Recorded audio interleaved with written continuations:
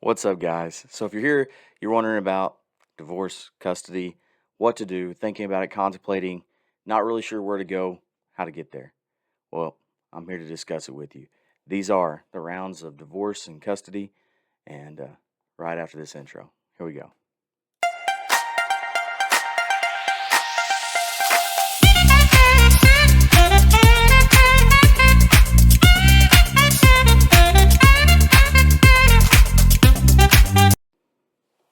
What's up, guys? My name is RC, and I'm a licensed professional counseling associate in the state of Texas. I have a professional private practice. It's called RCL Counseling. Go check it out. You can look on YouTube, Instagram, Facebook, and then my website. You can book if you live in the state of Texas. I can talk through some of these things. But today I'm here to start a video series on what to do, how to survive divorce and custody.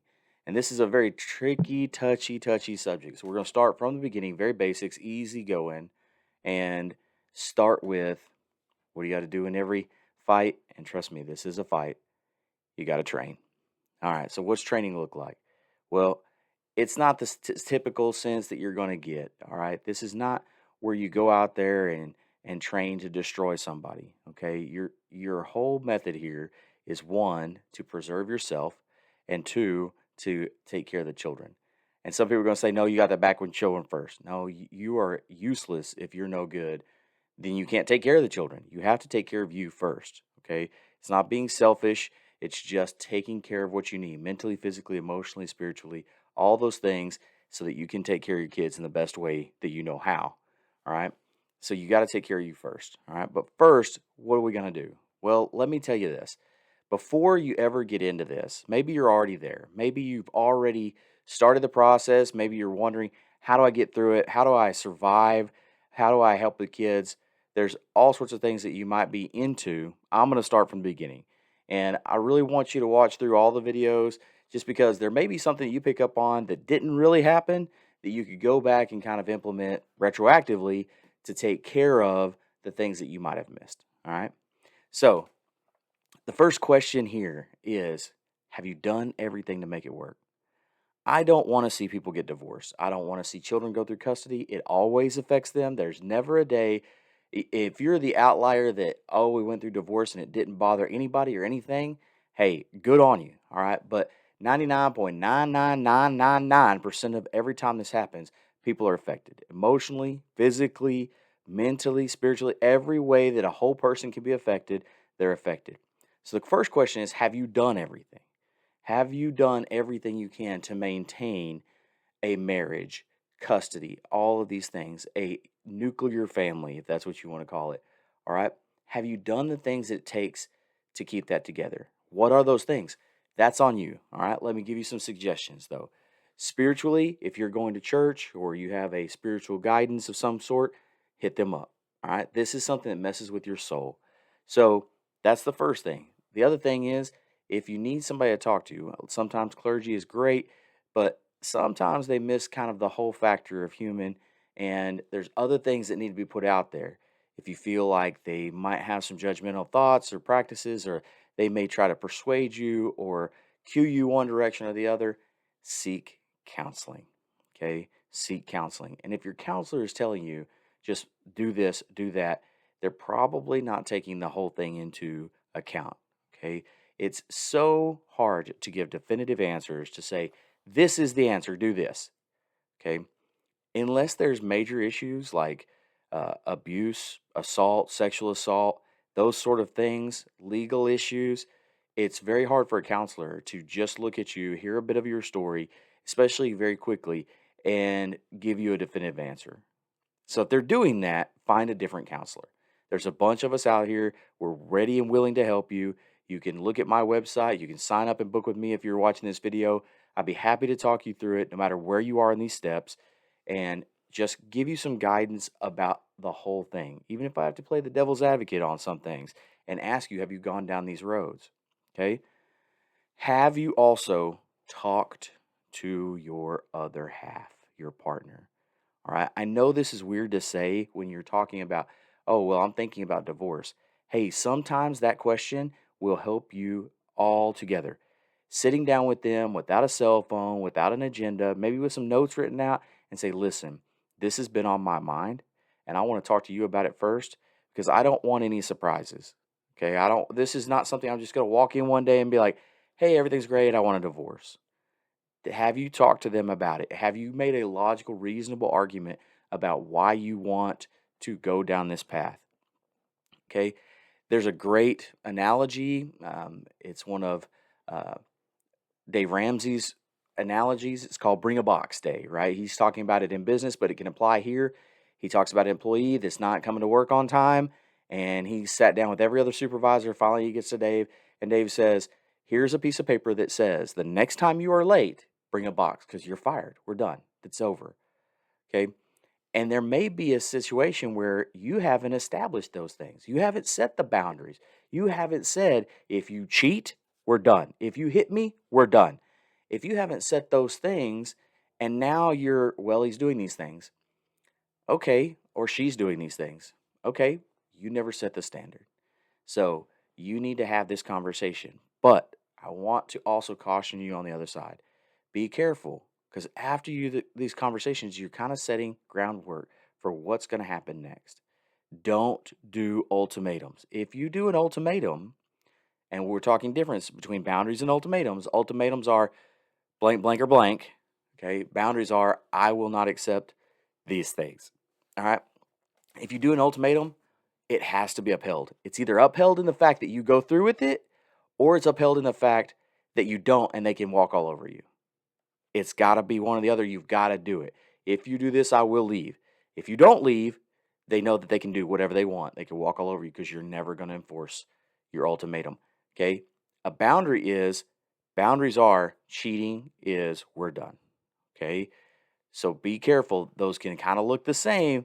Just be careful in the way you use them. Set boundaries. Don't give ultimatums. All right?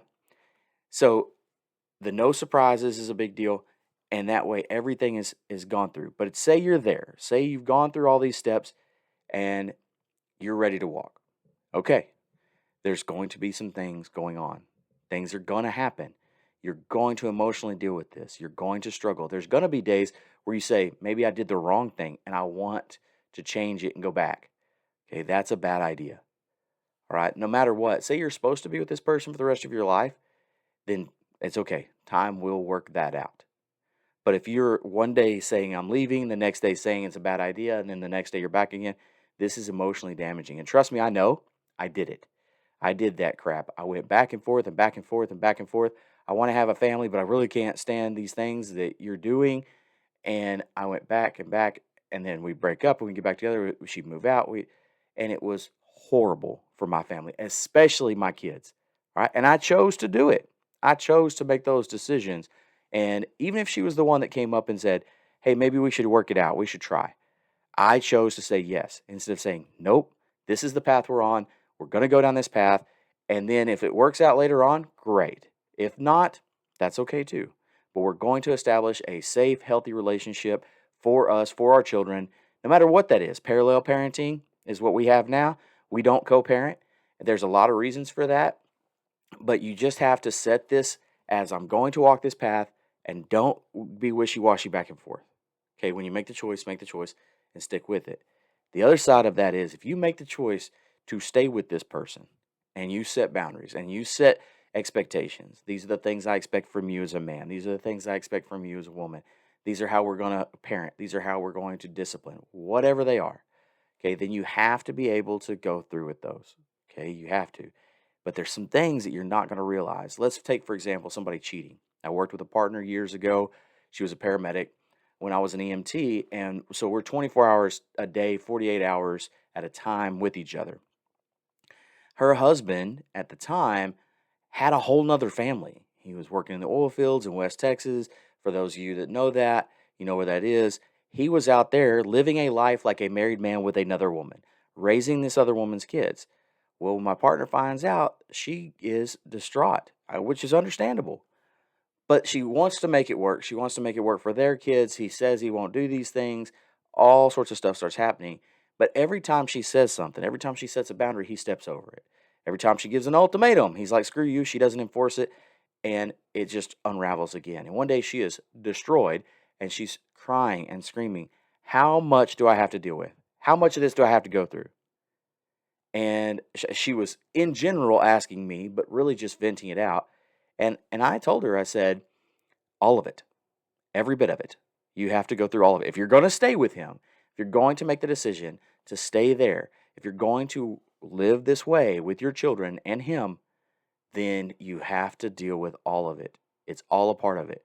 And that goes both directions. If you make a decision to leave, you got to deal with all of that sadness, loneliness, whatever it is that comes up, the emotional, the physical. These things will take place. You'll have regrets, you'll have grief, you'll walk down some roads. If you choose to stay and it's been cheating or it's been uh, who knows what, just taking you for granted, narcissistic behavior, all these things, you have to live with that too. You have to overcome that. You have to stick in there and work through it. And if that means in counseling, if that means communication, if that means skills, tricks, and tools to get you through that, you have to do it. Okay.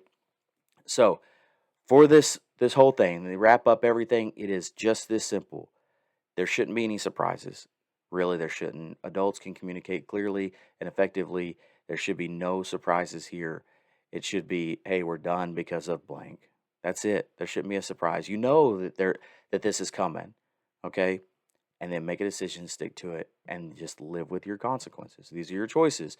Okay, we all make choices. I did too. I made choices about my marriage that did not work out, and no matter what the choice was, it was my choice and I'm to blame. It's my fault.